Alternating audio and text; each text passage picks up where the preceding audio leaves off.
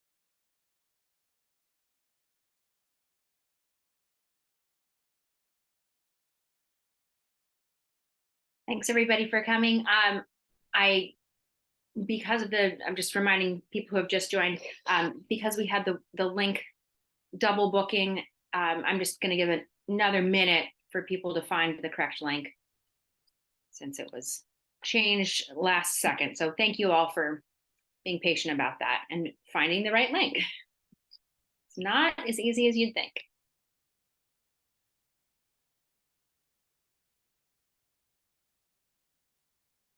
I will introduce Maya right now. And then it's when I'm done, I think that will probably be a good time to start. So thank you all for joining. And I'm delighted to introduce Maya Dutta from Biodiversity for a Livable Climate, joining us tonight to talk about Miyawaki forests. Maya is an environmental advocate and ecosystem restorer working to spread understanding on the key role of biodiversity in shaping the climate and the water, carbon, nutrient, and energy cycles we rely on. She is passionate about climate change adaptation and mitigation and the ways that community-led ecosystem restoration can fight global climate change while improving the livelihood and equity of human communities. She works on the Miyawaki Forest Program, project management, research, outreach, education, and advocacy efforts at Biodiversity for a Livable Climate. Having grown up in New York City and lived in cities all her life, Maya is interested in creating more natural infrastructure, biodiversity, and access to nature and ecological connection in urban areas, motivating her work on Miyawaki forests. She is a member of the Sugi Forest Maker Network and has worked within Bio for Climate to plant 4 Miyawaki forests in Greater Boston. And without further ado, I will turn it over to Maya. Thank you so much, Renee. And yeah, I'll echo that thanks to everybody for being here and seeing some familiar faces and some new ones. And I'm really excited to be able to talk about this work today. So I'll just start by sharing my screen and hoping that folks can see that. Okay, great. So yeah, I'm really excited to talk to folks about Miyawaki forests and what I see as their role in spreading resilience, climate and communal resilience, pocket by pocket. So just a little bit to start on biodiversity and climate. As you can tell, biodiversity for a livable climate is really focused on those things. That's why it's in such a long title, abbreviated as Bio for Climate. But really, we're kind of founded with the intention of bringing together the biodiversity crisis and the climate crisis, which people have kind of viewed as these very separate issues, and understanding the way that they are in fact the same issue, and that biodiversity has a very crucial role to play in combating the climate crisis. And so we've kind of focused primarily on ecosystem restoration and nature-based solutions to climate change and its extreme effects, and understanding that functioning and healthy ecosystems play a very active role in shaping our climate and can play an active role in kind of healing our climate woes, because it's really living systems that create the conditions for life. That is, clean air, clean water, habitable temperatures, the ability to grow food and grow nutritious food. All of these things come from functioning ecosystems. So really, it's understanding that biodiversity and other living beings are kind of our allies in this moment and in this movement. And also that we really need to take a systems approach to finding climate solutions and implementing that. And that really means looking at our ecosystems as a whole and all of their constituent parts, and also looking at kind of the systems of human behavior and governance and economies, and looking at the different kind of pieces in that, rather than trying to isolate one single issue. And usually I think of that as kind of the carbon issue, but it can really be anything. When we focus in on one thing at the expense of everything else, we miss a lot that's going on. So hence the importance of ecosystems and systems in general. And I also like to start just by talking about the context of ecosystem restoration. What is that? What is the point of nature-based solutions, or the power there? And I like to start with this image, which is of the Loess Plateau in China, which is possibly the most famous example, and certainly one of the largest examples of ecosystem restoration in an area about the size of the country of France, an area of degraded, eroded, really worn down soil and mountains, was transformed over time with the intervention of the people who lived there, and a massive kind of investment. It's transformed into something that is living and verdant and lush, that holds water, is able to grow food, that is able to support life and biodiversity, as well as lifting millions of people out of hunger and poverty, and kind of into this, virtuous cycle where life was able to bounce back. So this is really an example that I like to start with, of this is what we're talking about when we're talking about ecosystem restoration. It's not just one issue that's transformed, but really multiple wins. And that's what happens when we work to preserve and to restore functioning ecosystems. But of course, we're not all operating at that level. It's hard for us to kind of look around at the places that we inhabit and the behaviors and the habits that we have, and really know where to start to work on climate solutions and nature-based solutions. Quite simply, a lot of us are living in built environments that do not have that much access to nature and land. However, we do have a few things wherever we are that we can kind of start to think about and work on. In our front or backyards, there's land there, and therefore the potential to restore land and soil. All of us eat. We can think about where we get our food, how it's grown, either growing some of our own, participating in community gardens or urban gardens or forests, or getting involved with farmers markets and CSAs, and understanding that there are kind of not just climate smart, but actively regenerative ways of growing food that help our systems and kind of feed us and support us. We can compost. We can use that as a way to get back in touch with the cycles of nutrients, of the things that we eat and go through our bodies, and then what goes back into the soil. And all of this stuff, it seems kind of like these are disparate pieces, but really what it is kind of cutting through all of the disconnect that has been built up around what we consume and where we inhabit and the ways that we live our lives, and the natural ecosystem and this earth that we're a part of. Because no matter who we are or where we are, we're all part of ecosystems. And I grew up in a very densely populated place in New York City in Upper Manhattan. And I really didn't think for the longest times that I lived in an ecosystem. I thought, you go out of the city to go be in nature. But there's nothing that you can really do to stop from being in an ecosystem. And it's just a matter of how you treat it and how you participate in it. So, I went from a very kind of separate out there look at nature to starting to restore and participate in the ecosystems that I was around. And I can say, for one, that it has made me much, much happier to be in that sort of connection than when I was living apart from it. And so this is all a long precursor to kind of what I see as the beauty of a mini forest, or this type of kind of intervention in the areas that we live to reestablish biodiversity using the Miyawaki method. So in short, this method can create small, about 1,000 square feet or more, biodiverse, kind of densely planted pocket forests that recreate the natural forest ecosystem of an area. So like all ecosystem restoration, it's site specific.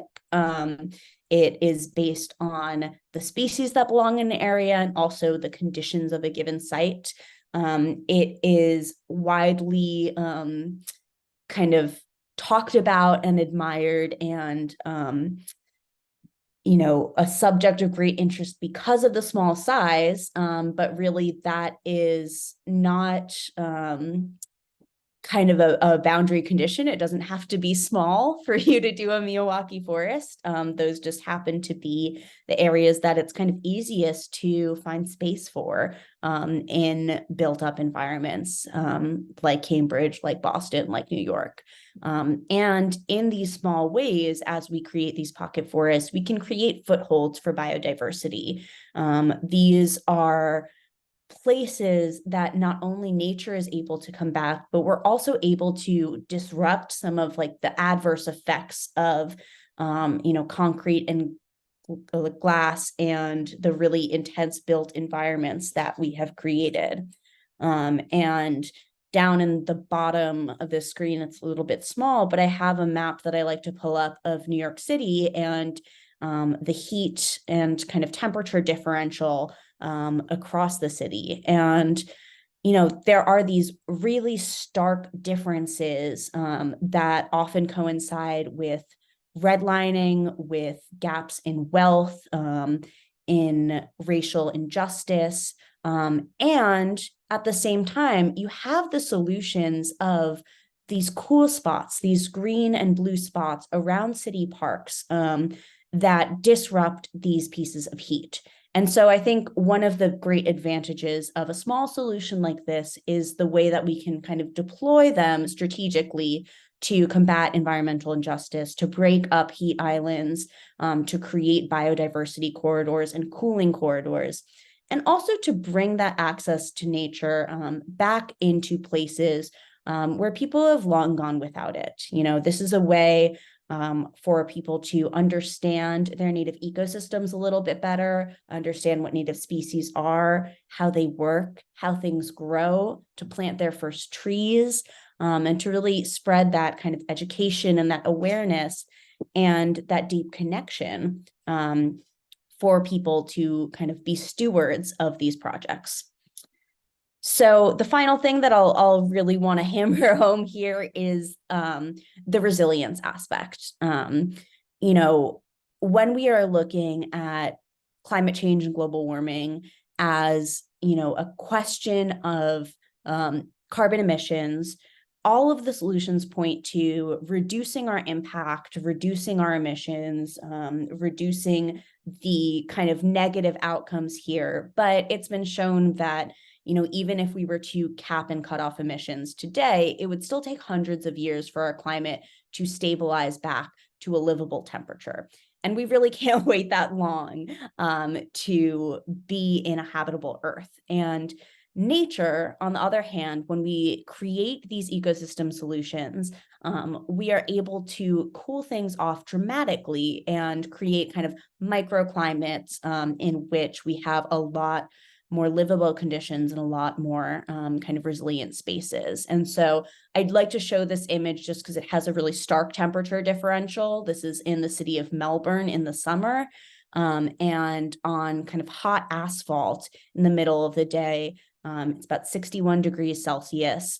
And under the shade in kind of this area of a grove of trees, it's about 34 degrees Celsius. And that differential of 30 degrees Celsius, which is about 60 degrees Fahrenheit difference, is a massive difference in kind of the livability of these areas. So, to use nature to our advantage, to start to kind of implement these interventions and these gains in a number of years rather than, centuries, is really essential. And when we look at creating pocket forests and restoring ecosystems this way, we have not just the temperature effect, but a multitude of benefits, because we're really looking at enabling a system to function and kickstarting an ecosystem. So let's go through kind of some of those aspects of the mini forest. So one of the things that I like to talk about is the temperature itself. But we also have, the very classic example of kind of how trees help the planet, which is that they are essentially our planetary lungs. They are emitting oxygen and taking in carbon dioxide in kind of a complement to humans and human activities. We absolutely need them to have livable, breathable air. The Miyawaki forest also creates a very dense canopy, and that filters airborne pollutants. So, planted near highways or near railways, a lot of that kind of particulate matter that builds up from these industrial systems can be filtered through that canopy. They also help create cleaner waterways, and by kind of establishing this dense root network, start to create kind of an internal filter for some of the toxins and metals and pieces of contamination in the ground as well. The method relies on just planting native trees and kind of paying attention to the plant communities that do well in a certain area. And this also, of course, supports pollinators, which brought us all here today. It supports the kind of web of life that we all rely on, because these insects that are essential to our food chain and our web of life have evolved with these species, and this is where they lay their eggs. This is what they eat. This is, the habitat and the food that they need. Also, of course, as you're trying to nurture that life, it is counterintuitive to put any poison into that system. So, this is a process without any kind of chemical or synthetic fertilizer, herbicide, pesticide, fungicide, etc. It's a very rapidly growing system. So depending on the species and kind of depending on the area in which they're planted, these have been shown to grow from kind of 3 to 10 times faster than, an average forest, and certainly than kind of a conventional forest planting, which is or a conventional tree planting, which is often just one type of species alone, a monocrop. It's often not really taking into consideration the biodiversity at all. However, here, with a biodiverse approach and attention to kind of plant communities, really maximizing those synchronicities between species, between the vegetation, and also creating, this living forest floor that allows the forest to grow quickly and establish itself after a period of 2 to 3 years of sustenance, creating a self-sustaining system. It also is essential for cycling water, so creating this kind of porous, spongy forest floor in which this dense root network kind of perforates and allows water to better infiltrate. This helps buffer both kind of flooding and also the drought extreme on the other side of that by allowing groundwater to recharge. And finally, it's a really important way for people to kind of participate in their ecosystem and taking direct climate action. I know a lot of people who are really concerned about climate change, but have no idea where to start. And in that sense of helplessness, they're often turned away from action and turned into despair. And this is a really great way to just kind of snap out of that and into our power in a community where we're not relying on outside actors to kind of come in and change things for us. We're able to really do that ourselves and start to rebuild our own sense of relationship to the land and to the planet. So the Miyawaki method itself has been around for quite a while. It was pioneered by a Japanese botanist and ecologist and professor, Dr. Akira Miyawaki, who worked for decades in kind of studying and trying out this method of replanting forests after land had been kind of deforested or degraded. And based on his work and his observation and his understandings of ecological succession and of potential natural vegetation, he came up with this way of essentially trying to jumpstart an ecosystem that would last in an area. So on the right side here, I have these beautiful images kind of illustrating the process of ecological succession. So this is a theory of kind of how plants and plant communities and forest communities in particular establish over time. So if you were to kind of encounter bare ground or degraded ground, nature on its own would change that. It wouldn't stay bare forever. If you had kind of bare ground in the top here, you would see this succession take place where, over a few years, you start to see these kind of low growing annual plants come in. A few years after that, some more herbs and grasses and forbs, some pioneering trees, some shrubs. And finally, after a couple of 100 years, you would get a forest that kind of settles into a stable ecosystem or a climax ecosystem. Climax because, at this point, it is the end of the successional road. It's stable, and these trees that have come up have their own plant communities. They have deep roots. They are working in this system where there's kind of from the ground layer to the understory to the tall canopy trees, every bit of space is being used for photosynthesis for life. And this process is kind of working together in synchronicity. And the Miyawaki forest essentially tries to understand, based on history, tradition, oral history, records, natural history, what the climax ecosystem of an area is, so that as we assess a degraded site, we can kind of jumpstart that and plant it directly so that we're not waiting, 200 years for nature to do this process. And of course, nature in all of its wisdom, in all of its, complexity, can't just be mechanically replaced. However, the theory here is that if we can understand enough of what plant communities belong together and work well together, we can directly plant those, do the work that those kind of first stages of succession would have done. So ourselves kind of prepare the soil, jumpstart the soil chemistry and biology to support that complex ecosystem, and create that in place ourselves so that we can create, this climax forest, this quasi-natural climax forest in a matter of decades rather than centuries. So this is essentially kind of the key to the method.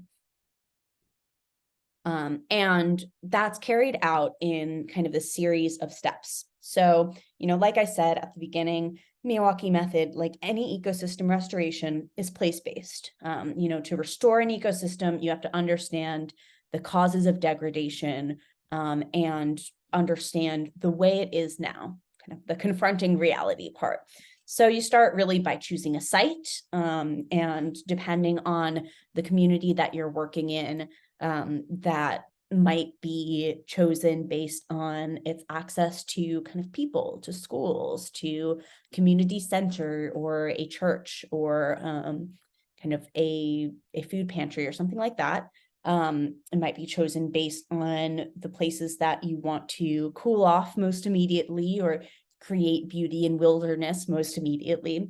But regardless, once you have a site, you start by understanding the soil. You take a survey, and assess both the soil chemistry, kind of the nutrient content in it, the water infiltration, and also the soil biology. So particularly the fungi and microbes that are living there, because this is a really essential part of the forest system. It's one that we don't see, so we often don't pay enough attention to it. But it is really kind of the key to success, is having healthy, breathing, living soil. After that, we do a species survey. So that is really understanding the species of a given area, both through areas that are still kind of relatively well-functioning ecosystems, like going out directly and observing them, and also in many cases, kind of consulting records and understandings of what did exist before wide-scale destruction and degradation. After we've kind of decided that we have a good understanding of what should be planted in an area, we prepare the soil with kind of amending what is there in order to recharge that soil life. Its ability to hold water, its ability to kind of hold nutrients, its balance. After soil engineering, we plant, and one of the kind of the things that people comment on and observe the most is this is a much denser planting than a lot of people are used to. And this kind of serves to sort of paradoxical functions. On the one hand, it creates this really beautiful dense root network that aids a lot of the kind of collaboration that is necessary for success. With the biodiversity in place, it means that these different species with their different ecological niches can really be tapping water and trading resources, trading nutrients, and creating this greater resilience. But there is also the factor of competition. With the dense plantation, the trees are growing up and kind of competing for sunlight. And by the time it hits about 3 years old, the forest has grown so much that kind of encroaching ground cover, encroaching weeds and invasive species are shaded out by the trees growing in the forest. So that density is really key. It is generally it depends on where you are on the region that you are, but the advice by the method is about 3 to 7 plants per square meter. You can kind of factor that down into square feet and the area that you have based on your planting.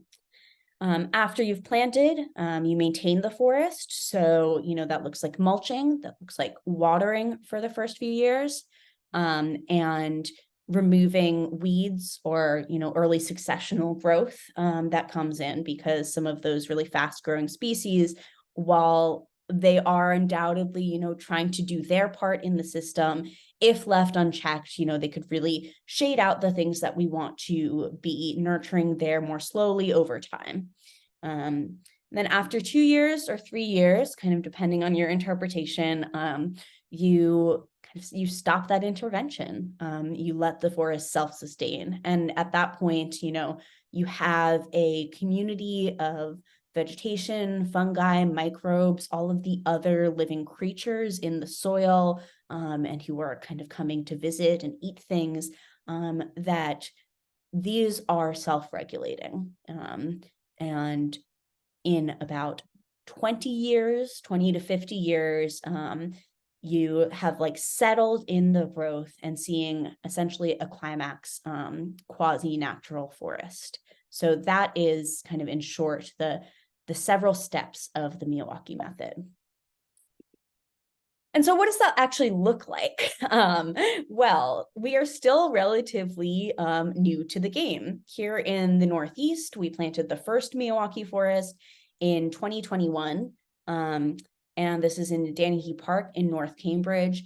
And this is about 2 years old now. So just to give you a picture of what that looks like, we had this area that was essentially lawn on the side of this kind of big hill near the picnic area. And we had about 4,000 square feet there that we planted in a Miyawaki forest of about 1,400 saplings. So kind of transformed that lawn area to this place that is full of young saplings, full of life, created by a wide variety of community members, about 120 people kind of coming out to help this process, to transform this area, and to change it from this kind of this patch of grass and soil into something that is bustling with all of these different species and with all of this different life. So essentially what you can see in the forest is the result of working with all of these living allies, from the fungi and the microbes to all of the creatures that kind of live in and around the area. And the philosophy here of recreating this ecosystem is that nature fills in the gaps, and kind of knows what to do. If you do enough to jumpstart the ecosystem, to create that biodiversity, to create that complexity, that will then grow and continue over time, and complexity will increase. When you have kind of healthy fungi in the forest, that is creating more porosity, more space for water. That water then fuels more growth. These kind of virtuous feedback loops start to take hold in the system, and you are really benefited by that.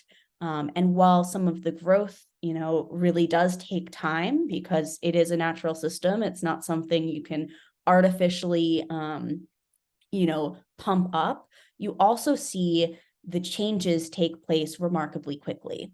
And you can really see this with the way that you pay attention to the space. Across seasons, there's so much change. There is, the fruiting of blueberries, there's the return of insects. And even though it takes 2 to 3 years to kind of establish into self-sustenance, you can start to see these signs of increased complexity quite quickly. You see these small insects coming back, then larger insects, like crickets and dragonflies and butterflies. You can see by 2 years, we've got, mammals like ground squirrels, rabbits, which some people really dislike for their effect on the ecosystem. Nevertheless, they are a part of it. They come to visit robins and finches and all kinds of different birds, earthworms, and you really see so much over time. And this is kind of one of the things that we look out for is, observing the biodiversity and seeing what changes. So in Danahy, the oldest forest, we now have trees that are about 18 feet tall. We monitor both the growth and survival and the biodiversity that we see. We see a tremendous density that is now proliferating. We see this interior of the forest that you can't really even walk through in the growing season. It is dark and moist and damp in there. It sounds different. It is full of just like chirping and buzzing and this little haven from the city at large. And now people are dwarfed by these trees. And so when we go and see it and just make the comparison of what existed 2 years ago before we planted, it is a stark change. So this is me in August, a little before its 2-year birthday. And this is actually the growth of just this 1 year. To be fair, in January, where the picture on the left was taken, it's harder to see some of the taller trees because, they're not actually holding their leaves in the middle of snow. But in October, 10 months later, you'll see kind of the same area just completely transformed. So we've planted a few more forests since this first one. In 2022, we planted in Mid-Cambridge at Green Rose Park. This is a smaller area of about 1,400 square feet, a flatter area and a slightly kind of more embedded urban area, off a residential street, near a few different housing projects, near a school, kind of at the opposite corner. And again, in just 1 year, the growth has been tremendous. So this is from November of 2022 to October of 2023. And I have to credit, of course, a really tremendously wet growing season this year. The drought the year before was definitely kind of a major challenge to growth, but this is where kind of the irrigation piece of the maintenance really comes in. So while we didn't see such a high growth in the summer of 2022, we did still have a really high survival rate. And so this is kind of the differences that we start to see in the process. These are a few more photos of green rose, some of the kind of different species there, the red maples. I'm missing whatever this is. Maybe it's a video. But essentially, these kind of examples, they're really tied into what's a global movement. It is much more than just what is going on in this area, although in this area, it's really taken off. We've got 4 forests that we've planted as an organization at Bio for Climate. There have also been a handful of other plantings through City of Brookline, City of Everett, Ayer and Devons did a pocket forest that, wasn't Miyawaki strictly, but, Miyawaki inspired. North Cambridge, a resident just planted kind of a slightly smaller version of a Miyawaki type forest. So this is really taking off. And I think it's because of, this ability for communities to kind of take part in regenerating the ecosystems that they're a part of. And there are examples of school forests and healing forests and memorial forests, these places that people are able to both kind of learn about and get in greater relationship with the nature around them, but also appreciate, the history of the people and kind of significant things in a community or in a human history. There's also opportunities for people to not just take place in planting and maintaining these forests, but start with things like seed starting and learning about, the different pieces of what stewardship can look like.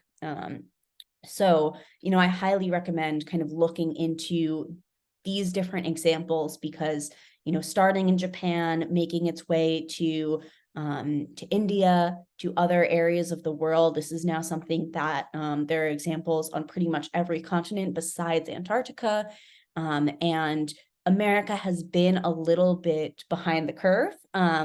And of course, like everything, it requires adaptation to the areas that we're in, but that makes it a really exciting time for us, here in the Northeast US and across America to kind of understand what does this mean for our kind of natural communities, and, places around the world are answering that same question for themselves.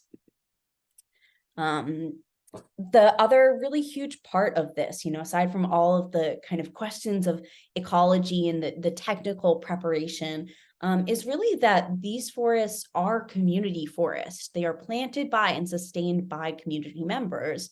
with the kind of density and scale of planting, this is not something that one person can just do. Even building up the understanding of, how to kind of participate in our ecosystems and what things work well in certain areas, that's not one person's imposition. It is really the result of collective wisdom and knowledge to kind of create that. And so both with planting, mulching, weeding, and monitoring, there's opportunities for people kind of at any level to get involved. We have community members like Russ Cohen, who's here, who grows native plants from seed and, really pays attention to genetic diversity and can contribute plants to new forest plantings. We have people who are just learning about some of this stuff, but, really want to get out there and get their hands dirty and take part in it. And it's a really fun way for people to get together and do something for their area, for their neighborhood. For a lot of kids, it might be their first time planting a tree, but it really instills some of that curiosity and some of that relationship. People, when they plant in one year, in one grade, when they come back 2 years later, they can see their same tree just take right off. It's really a matter of kind of teamwork across forest plantings. We've, tried several different ways of getting these things done, but the biggest lesson is that, teamwork makes the dream work. And so having some people who are really dedicated to seeing the whole process through makes things run just really beautifully smoothly.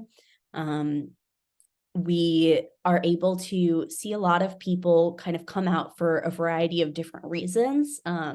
People talking about the beautification and the joy of nature, and then some people who are really motivated by things like heat impacts or wanting to see kind of more pollinators, more bees, more butterflies in the areas that they're at. And kind of the idea behind getting everybody out here is no matter what your motivation is, you can do a little bit to make this successful. And people have a ton of fun doing this. So I certainly have a lot of fun organizing, planting, and maintenance events and having people take part. In the previous few slides, I showed kind of photos from Somerville High School. We also planted at Natick High School. These are the first couple of school forests in our region. It's a format that has worked well in schools across the world. So we're really excited to have these opportunities for not just students to plant, but also, teachers and community service clubs to start to think about, how this place could be a living classroom, create inspiration for art, create kind of a place to go and observe and see growth over time, and ultimately really see what a difference a community can make.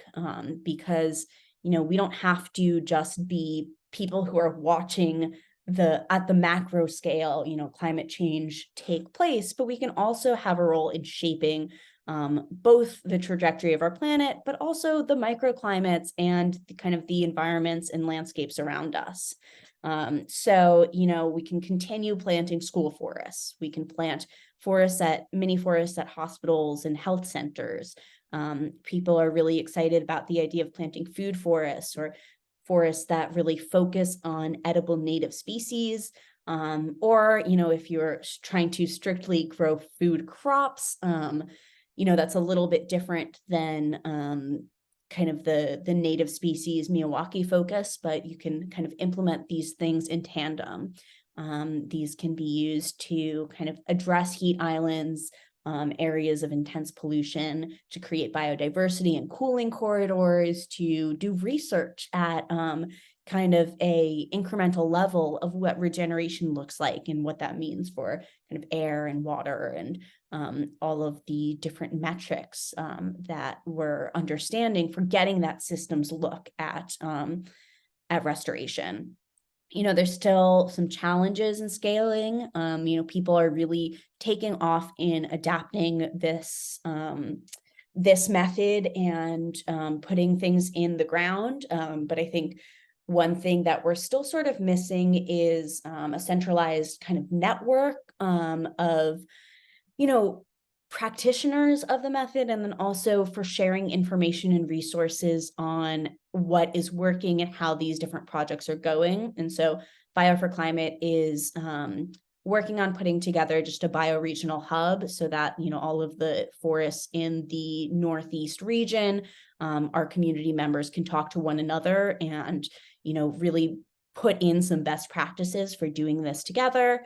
Definitely need to increase the supply of native saplings. So, you know, having community growers, people who are really paying attention to sourcing wild seed and raising the kind of different species and rarer species within our ecosystems is really essential. And then we need to also organize, you know, ongoing stewardship. We need to understand that these forests are not just perfectly manicured gardens. They are different. They're serving a different purpose. That biodiversity in nature isn't really about our control so much, and so it doesn't look so controlled. And ultimately, I think we need to recognize that, you know, this is not, and I say this all the time, but still people ask, you know, should we like replace our forests, our intact forests with Miyawaki plantings? And, you know, it's absolutely a complement to conservation. We need as much intact and functioning ecosystem as possible. And certainly old growth forests, you know, you can't just replicate the effect of a mature tree by planting a young one. So we need to really put all hands on deck with our ecosystem restoration and complement conservation with restoration. We need to restore not just forests, but also grasslands and wetlands and a more biodiverse food system. So, you know, this is my caveat of this is not the only tool. But it is a really powerful one, and it's a really great way to kind of start things off where we are.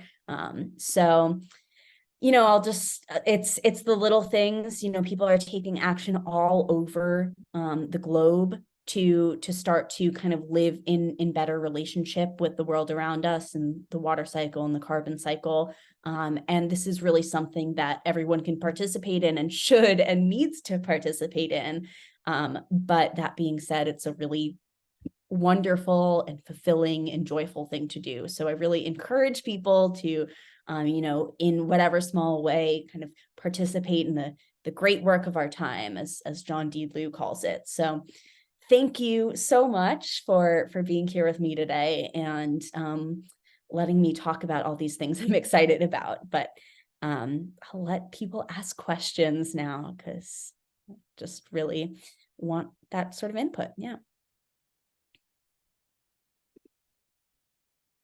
We have one question in the chat. Do you have a curriculum of some sort, a how-to which could be shared with schools? Yeah, so I have not actually worked on that sort of project with Bio for Climate. We have definitely considered that kind of, can we just put a template out there? There are a few existing, so, you know, rather than reinventing the wheel, I can share maybe by email with you, Renee, the couple that I'm aware of. In particular, IVN, which is a Dutch organization that has been doing, they call them tiny forests, all across the Netherlands. They've been working with schools specifically to plant mini forests, and they've got a curriculum that has been translated. And yeah, we're hoping to like start working with the couple of high schools that we've planted at this fall to, you know, support teachers there to do some learning initiatives, but don't have anything quite yet. Yeah. So, oh, Ellen, I think you've had your hand raised for a while. Why don't you go ahead?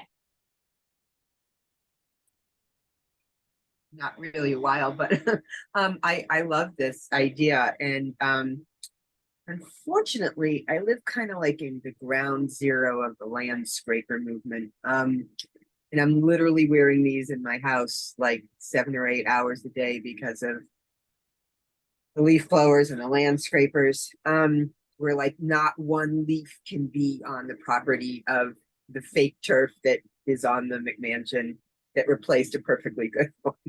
So just to give you that context, and it's in Needham, which is next to Natick, but it's really not Natick. So how can we like take the worst case scenario, which is kind of like my neighborhood, and convince folks that this is where we want to be going and what we're currently doing is not? Or, you know, because it's a very easy convince in a really ecologically minded community. But those are not the communities that need to shift so much as the places where we're doing some of the worst practices. So, you know, once again, having that template would be super helpful, but, you know, like 5 amazing things that it will do, like how many pounds of, you know, carbon is this going to say? How did you know, that kind of thing, I think could be helpful. And how do you get, you know, the land scrapers on board? Because they just see this as a threat to where their, you know, thinking and their practices are. Yeah. No, I hear that. And I think it's a great question. And you know, my first thought is it really depends. You know, people come at this from a variety of angles. So, you know, some people are really motivated by wanting to kind of see more nature and more wildness and more beauty. And I suspect that's not really what you're describing. So I think Exact opposite. on the hand of like people who might actually see that wildness as a nuisance or ugly or not manicured, I think you really have to, one, try and show that that's not just the case, that, you know, this thing that looks a little scraggly for 2 years then becomes this really bustling ecosystem. So, you know, just a little forecast of like this changes and pretty dramatically and pretty quickly. So, you know, that short-term slight loss is not going to be there forever. But then I think you can also appeal on a couple of other grounds. You know, the thing of local cooling and greater resilience is really huge, even for people who are not that climate minded. If you start thinking about, you know, energy costs, if you're actually lowering the temperature around a area where you're trying to put in a new development or a new building, that is really helpful to you on an economic level. It's also helpful in terms of, you know, thinking about long-term forecasts. You know, no one likes these extreme weather events, this flooding and drought and these kind of in-betweens. And, you know, you can say like nature is playing this buffering role, and it's really an insurance scheme for us as humans to start doing this. You could also say, you know, this is really educational and this will really increase kind of the benefit to our students and our schools.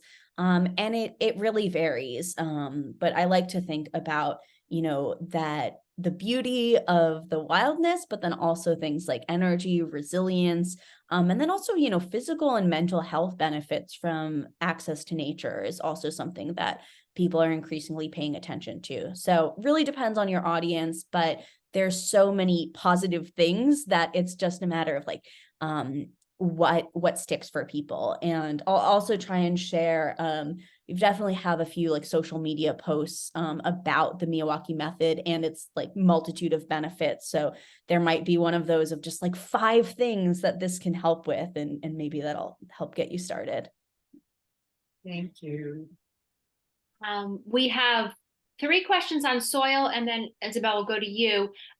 So first, how was the sod eliminated? And then 2 people are wondering about the testing, and then what was added. What was the whole sort of soil, soup to nuts, removing the sod and then getting it to a place where you wanted it to be. And then when you finish with that, Isabel, you're on. Okay, so briefly, we, you know, speaking of scraping, sadly, kind of moved in with some machinery to remove the sod in the 2 Cambridge examples. It really depends on your resources and availability. For the Cambridge projects in the public parks, we worked with the Department of Public Works, which just used kind of the like sod removing, like slight excavation to just pull those out and then kind of recompost that that grass back into kind of their facilities. So that was first removed, and then we dug down. You're supposed to dig about 3 feet into the earth and not remove that, but instead kind of move in place both that existing earth and the soil amendments that you are adding to it. So the idea is to loosen the soil and get rid of some of that kind of intense compaction that increases over time. It's a little ironic because in most, regenerative agriculture, ecosystem restoration, it's really strictly like, don't disturb the soil, don't till, don't screw it up like that. But in this case, you kind of take in that intensive amendment and intensive moving and disruption in order to kind of introduce these things back into the soil that we really need. And in order too, that we can actually like dig into there and the roots have something to perforate rather than, having to fight through these really, really compacted layers like, solid bricks. So you first remove the sod, then we dig down, we add in soil amendments. It's slightly different depending on the site and depending on what you have in the soil already and what its composition is, but usually it's made up of something to kind of boost the nutrient content. So that's like organic matter, rich compost tea, and yeah, like a topsoil compost mix, but then also often you're adding in kind of a bit of perforation material as well. Things like kind of leaf or grass litter that can create greater space in the soil, more sponge-like quality.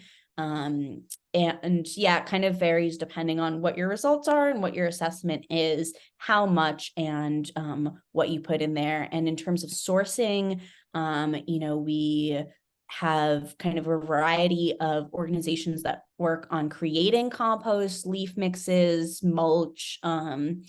I think there's local farms are a great way to do that. But then we also have kind of operations like bootstrap compost or black earth.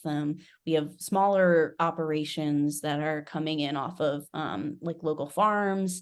And it really depends on what your needs and your resources are. Cambridge is really well resourced and brews their own compost tea. And that's an amazing thing that not everybody can do. So depends on where you are and what you have. Yeah. Isabel, you want to go ahead?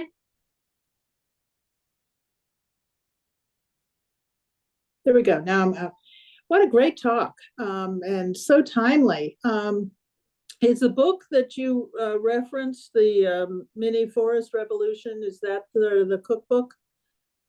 It is a kind of how-to. It has case studies of different forest projects around the world. And at the time that it was written, that was just the beginning of Danahy. So it doesn't have some of the later projects in this area, but it has a how-to of like where we get started doing some of these projects. So I highly recommend that. And yeah, I think in terms of, I won't unfortunately have time to like address all of these questions, but there's really great ones. And so I also have a question, and that is that I work on conservation land, removing invasives, and I have a trail that I do along the Assabet River that's full of invasives, and it seems to me that this would be a good replacement of what I pull out. So that's the idea.